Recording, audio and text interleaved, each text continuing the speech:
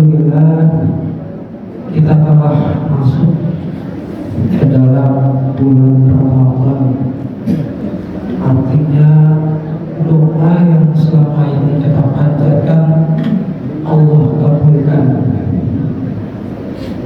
Karena banyak orang yang setelah berdoa untuk disampaikan ke bulan Ramadan akhirnya nggak sampai.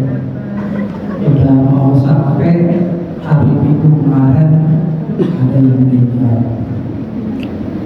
bahkan mau mendekati asarnya itu pun ada yang meninggal, karena Allah gak kabulkan doanya untuk sampai kepada bulan Ramadan. Kita alhamdulillah sampai. Ini berhak kita syukuri, patut kita syukuri dengan Allah mengabulkan doa kita sampai di bulan Ramadan. Dengan apa? Dengan berusaha maksimal beribadah di bulan Ramadan. Salah satunya sholat tarawih. Alhamdulillah malam pertama penuh, malam kedua penuh, mudah-mudahan sampai malam terakhir ini penuh. Percaya nggak? Kalau saya nggak percaya. Insya Allah ada jawabannya dari Bapak dan Ibu masing-masing. Kalau jami dari kotakin berkurang, berarti Bapak yang gak hadir. Jangan salahin orang lain. Tuh gimana sih orang lain ini gak hadir, padahal dia lagi nonton TV di rumah. Niatin dari sekarang saya mau sholat tarawih selama Ramadan penuh. Insya Allah Allah ringanin waktunya untuk sama-sama sholat jamaah di dalam ibadah. Kita dapat pahala, kita dapat berkah, udah otomatis pahala dan berkah kita dapat. Kita lengkapi dengan yang ketiga, yaitu dengan ilmu. Saya nggak lama-lama 10 menit ini sering-sering saya ulangi untuk mengingat kepada Bapak dan Ibu semua, karena dipraktekkan hanya 1 tahun sekali ketika bulan Ramadan. Jadi apa? Ada 9 yang dapat membatalkan puasa kita. Kita banyak lupa. Salah satunya misalkan dalam ludah batal atau enggak? Dalam ludah batal atau enggak? Batal enggak? Disuntik batal atau enggak? Disuntik enggak. Ada 9 yang dapat membatalkan puasa. Yang pertama, memasukkan sesuatu ke lubang. Ini bikin praktis ya Pak. Kalau panjangnya nanti silakan Bapak Ibu baca sendiri, tapi ini gampang diingat biar dapat pahala dan berkahnya juga dapat ilmu ya. Yang pertama, memasukkan sesuatu ke lubang mulut. Masukkan sesuatu ke lubang mulut. Para ulama sepakat, selama sesuatu itu tidak ditelan, maka tidak membatalkan puasa kita. Sesuatu ke mulut. Kalau dengan ludah sendiri itu nggak batal. Tapi kalau ludah sudah bercampur kopi itu batal. Batal ya. Pagi-pagi lupa mau dalam ludah nguyup kopi dulu, batal puasa kita. Paham ya? Jadi ludahnya sudah tercampur itu batal.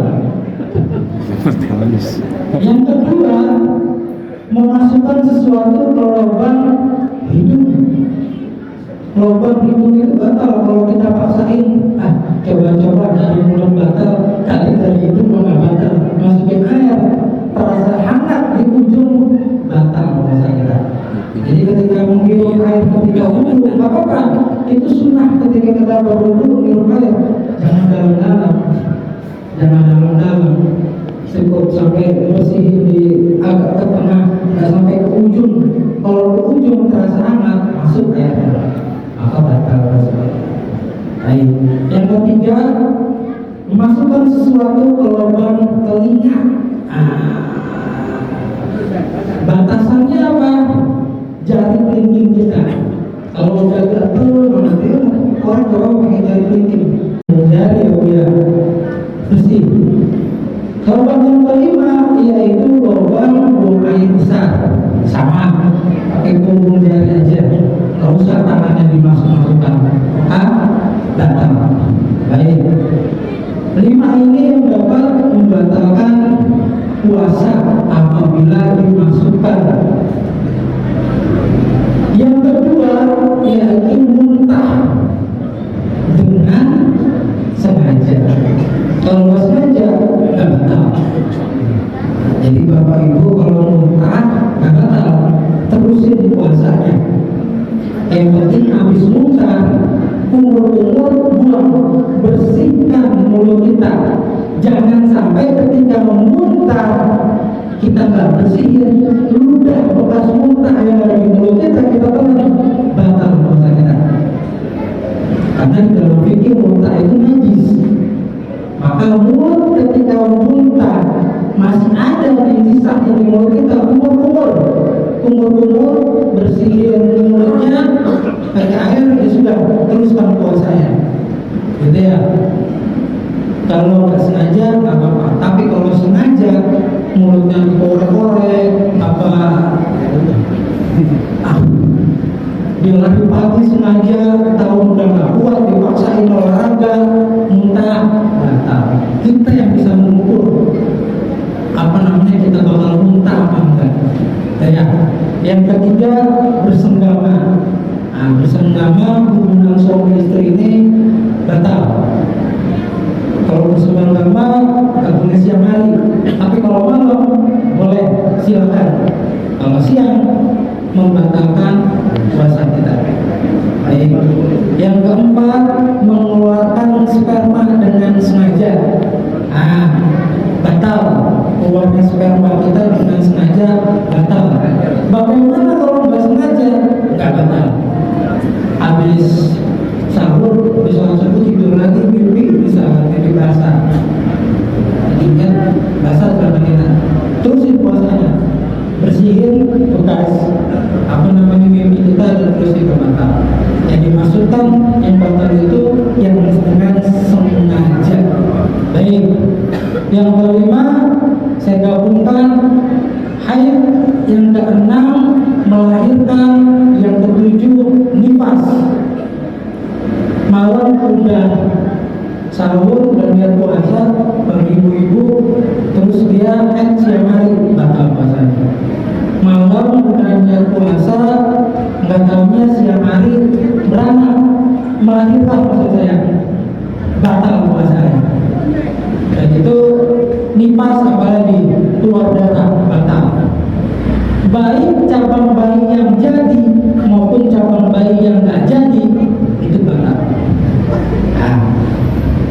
Yang kedelapan, yaitu hilang akal. Hilang akal membatalkan puasa kita. Kita masih sahur sama teman kita malam bareng, nggak taunya siang teman kita udah guling-gulingnya di jalan, buka baju, nggak pakai baju, nggak pakai celana, gila dia, batal puasanya. Padahal sahur masih bareng kita, tapi siang dia gila, batal puasanya. Jadi gila dapat membatalkan puasa kita. Ustaz, gimana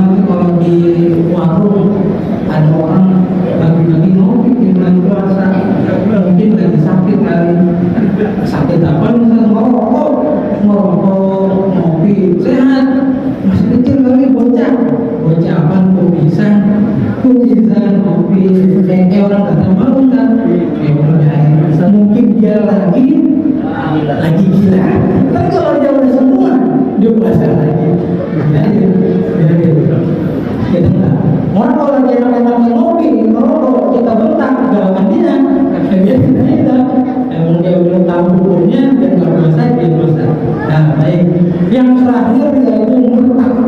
Yang kesembilan murtad. Sahur kita masih mengakui Nabi kita Nabi Muhammad. Juhur kita bersahadat dan beda. Kita mengakui Nabi kita Nabi Ghulam Ahmad, Nabi Musoddek, Nabi apa lagi? Nabi palsu. Maka batal puasa kita. Akidah kita bergeser, itu otomatis kita murtad dari agama Islam. Baik, Bapak dan Ibu, itu 9 hal yang dapat membatalkan puasa kita. Ingat-ingat. Pertanyaannya, kalau disuntik di tangan atau di paha, batal nggak puasa kita? Batal nggak? Nggak batal. Karena bukan 5 lubang yang tadi. Nah, difokuskan bergeser. Kalau mata kita sakit, tetes mata, kita tetesin ke mata kita, batal nggak puasa kita? Batal nggak? Nggak batal. Karena bukan 5 lubang yang tadi. Alhamdulillah kita sama-sama bisa memahami. Amin. Kalau sudah puasanya kita jaga, kita berusaha enggak batal, maka kualitas dari menjaga pahalanya pun harus kita jaga. Jangan sampai kita puasa gak dapat apa-apa, cuma lapar dan haus. Kata Nabi, "Mangsa ibn laisa lahu min siyamihi illa al-ju' wal 'atas." Banyak orang yang berpuasa dia gak mendapatkan apa-apa kecuali lapar dan haus. Kalau kita udah bisa menjaganya kayak Nabi, tingkatin puasa kita. Kita jaga pahalanya biar gak berkurang. Dengan apa? Dengan tidak berbuat maksiat. Nggak ngomongin dia udah tahu hukumnya dan nggak puasa dia puasa. Nah, baik. Yang terakhir yaitu murtad. Yang kesembilan murtad. Sahur kita masih mengakui Nabi kita Nabi Muhammad. Juhur kita bersahadat dan beda. Kita mengakui Nabi kita Nabi Ghulam Ahmad, Nabi Musoddek, Nabi apa lagi? Nabi palsu. Maka batal puasa kita. Akidah kita bergeser, itu otomatis kita murtad dari agama Islam. Baik, Bapak dan Ibu, itu 9 hal yang dapat membatalkan puasa kita. Ingat-ingat. Pertanyaannya, kalau disuntik di tangan atau di paha, batal nggak puasa kita? Batal nggak? Nggak batal. Karena bukan 5 lubang yang tadi. Nah, difokuskan bergeser. Kalau mata kita sakit, tetes mata, kita tetesin ke mata kita, batal nggak puasa kita? Batal nggak? Nggak batal. Karena bukan 5 lubang yang tadi. Alhamdulillah kita sama-sama bisa memahami. Amin. Kalau sudah puasanya kita jaga, kita berusaha enggak batal, maka kualitas dari menjaga pahalanya pun harus kita jaga. Jangan sampai kita puasa gak dapat apa-apa, cuma lapar dan haus. Kata Nabi, "Mangsa ibn laisa lahu min siyamihi illa al-ju' wal 'atas." Banyak orang yang berpuasa dia gak mendapatkan apa-apa kecuali lapar dan haus. Kalau kita udah bisa menjaganya kayak Nabi, tingkatin puasa kita. Kita jaga pahalanya biar gak berkurang. Dengan apa? Dengan tidak berbuat